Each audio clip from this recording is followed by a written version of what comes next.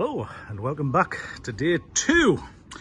So after yesterday we've removed most of the trim. I'm a bit looking here to see if I can figure out how to get the mirrors off.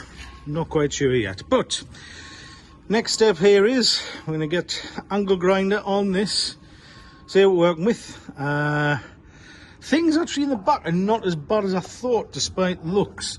So inners are pretty good. I've got a little hole there, but the rest of it is pretty good. We've got a small hole in the boot.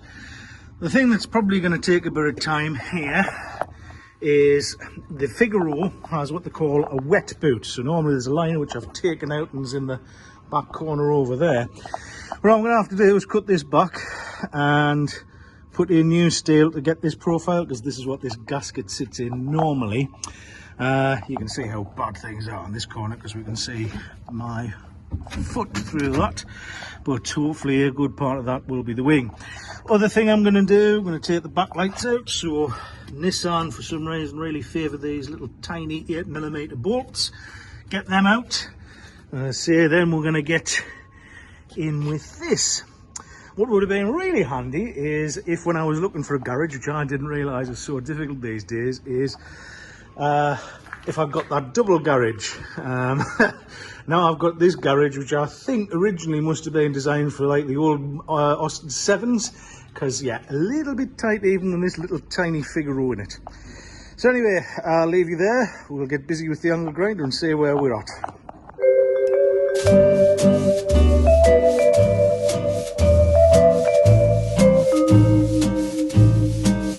The first cut is the deepest. So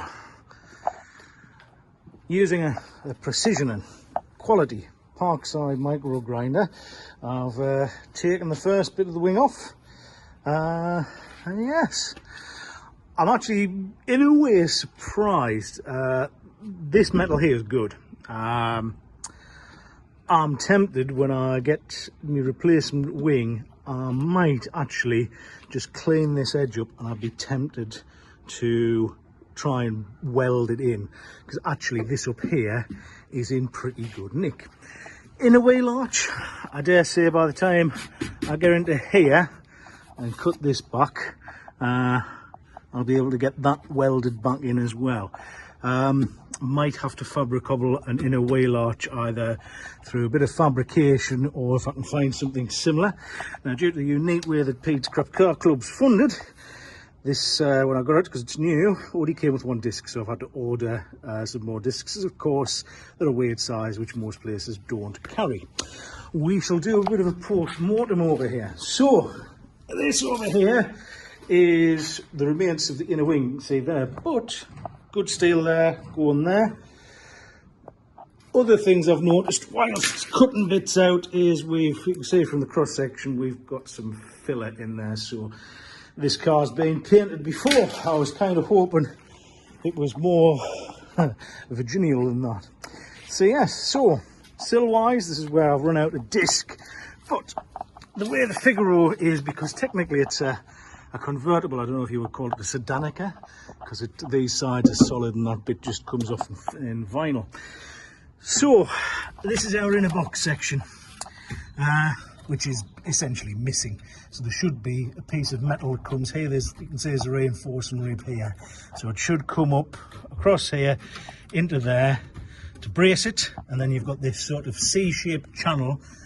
You can get them replacements, which then, so we'll have to take all this off, take that out, put some strength in. Now, this is very important. When I'm going back here, I'm going to have to make sure that this is still very strong, because if anything ever happens, if there's ever a crash, this is where all the strength comes from.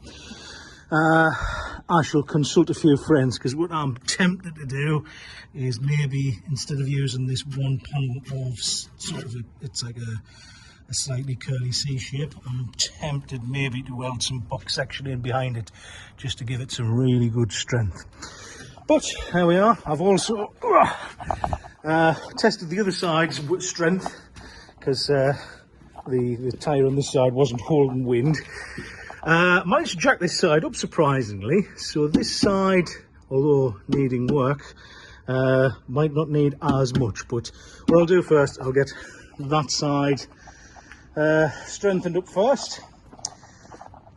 Thankfully the sill, well, outer sills I think are about 100 and, like, range from about 100 to 117 or so, so you look at about 100 sheets. Thankfully, spare supports are actually not too shabby when you consider that only 22,000 of these were ever made. In fact, they were only ever supposed to make about 8,000, but they were that popular in Japan. Actually, Nissan had a lottery with their existing customers. I mean, these were never ever sold over here. I wonder if there's enough juice in the battery, just to show you what I was really surprised at. So, of course, the the old lightning cube in it seems to be broken. So, put a bit of charge, but I wonder if it's got enough in it.